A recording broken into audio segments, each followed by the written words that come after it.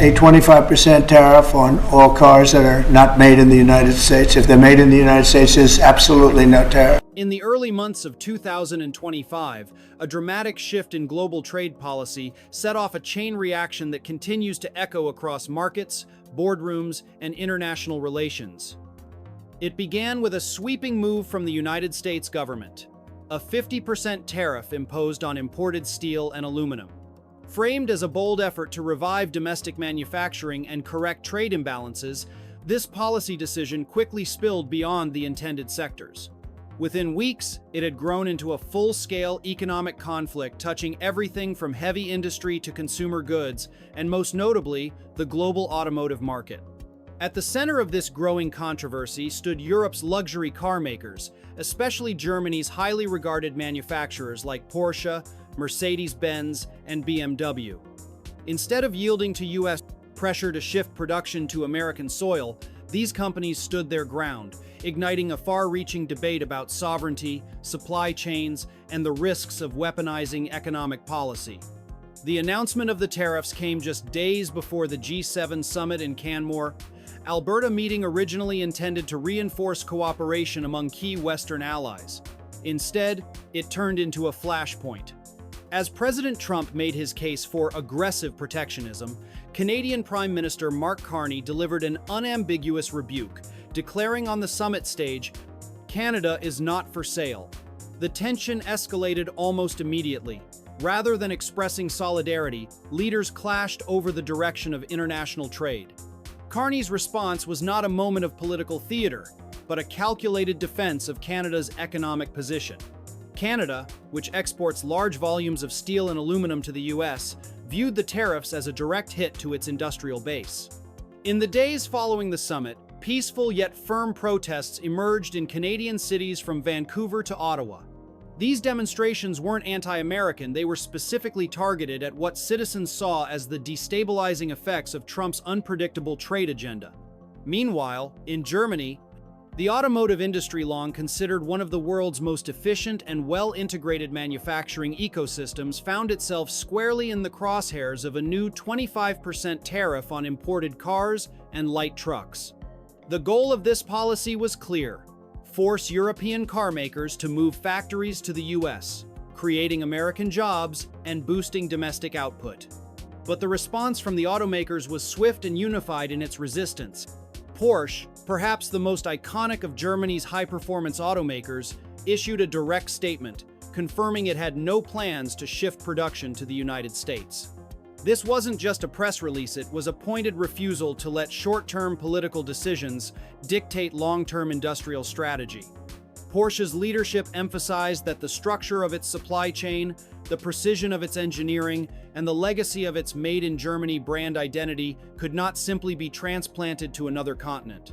According to financial reports, the company anticipated over 100 million euros in added costs due to tariffs in just a 2-month period, yet chose to absorb the hit rather than compromise its core manufacturing principles. Other German automakers followed similar paths. Mercedes-Benz paused ongoing negotiations for US-based investments and proposed a tariff reciprocity plan offering to eliminate European duties on American vehicles if the US would do the same for theirs. BMW also reconsidered its expansion plans and warned of falling operating margins, citing direct impacts from the trade environment. Yet none of these companies opted to move factories to the United States. Instead, they increased inventories at US dealerships to prepare for short-term disruption while quietly lobbying both sides for negotiated exemptions. The European stance was coordinated, cautious, and calculated. This was not a reactionary move. It was a broader assertion of the value of consistency in policy and the dangers of unpredictable economic mandates. Moving operations wasn't as simple as flipping a switch. It would take years, involve massive capital outlay, risk regulatory delays, and potentially strain labor relations in both Europe and the US. As automakers stood their ground, the economic effects rippled across both sides of the Atlantic. In Canada, layoffs were announced at steel and aluminum plants, and some US-based factories, particularly those reliant on Canadian raw materials, began scaling back operations or issuing temporary shutdowns. Auto stocks around the globe responded with sharp drops.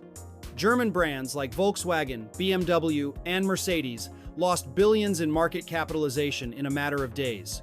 US automakers like GM and Ford were also hit, with investors fearing rising input costs and falling competitiveness. It soon became apparent that tariffs intended to stimulate American manufacturing were instead injecting uncertainty into global markets, harming allies and triggering retaliatory measures.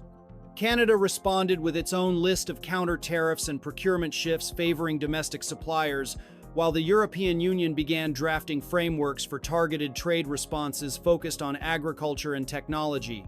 Yet even as these retaliatory moves unfolded, European automakers were already looking ahead.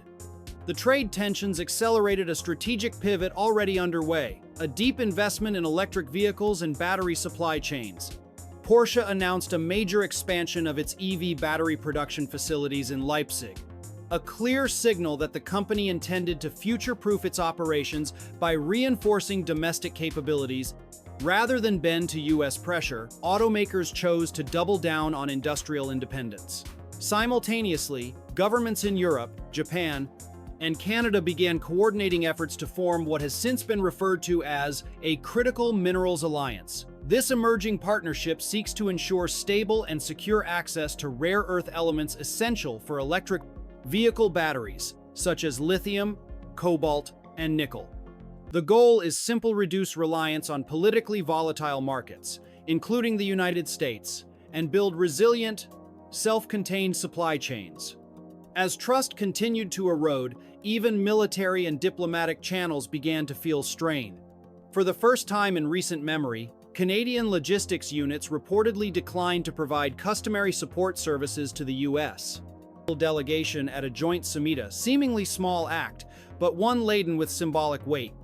At the same time, major infrastructure projects such as liquefied natural gas terminals planned with U.S. partners faced political opposition and funding delays due to the rising cost of imported materials and growing sentiment to prioritize national interests over alliance obligations. These developments marked a shift from economic dispute to broader geopolitical realignment. The message emerging from allied capitals was clear: trade cannot be a one-sided negotiation, and trust once fractured is difficult to restore. At the heart of this conflict lies a deeper truth. Tariffs are not just about percentages on spreadsheets. They are instruments of national strategy that carry real-world consequences: layoffs, stalled investments, price inflation, and weakening alliances. In trying to force manufacturing shifts through aggressive trade policy, the U.S. administration underestimated the complexity of modern global industry. Companies like Porsche are not simply factories, they are ecosystems, tightly woven into networks of suppliers, researchers, logistics providers, and regulatory frameworks. Disrupting that structure for political points can cost far more than it gains. Moreover, the ripple effects are not confined to the companies targeted. They spread to workers, consumers, and entire regions built around those supply chains. As we look forward, the question becomes not just about whether tariffs are effective, but about what kind of global economy we want to build. Will it be one of cooperation and stability, where companies and countries plan decades ahead? Or will it be a fragmented world of short-term gains, where trade is treated as leverage and trust is traded for unpredictability? The events of 2025 suggest that many of America's closest economic partners are choosing the former path, investing in resilience, negotiating together, and asserting the importance of consistency over confrontation. In the end, Porsche's decision not to relocate production wasn't just a business move, it was a signal. A signal that stability, not coercion, drives sustainable growth. That modern supply chains can't be dictated by one policy or one country. And perhaps most importantly, that globalization, for all its flaws, still works best when built on mutual respect rather than economic pressure. The trade war that began with tariffs may one day be remembered not for the conflict it caused, but for the transformation it forced.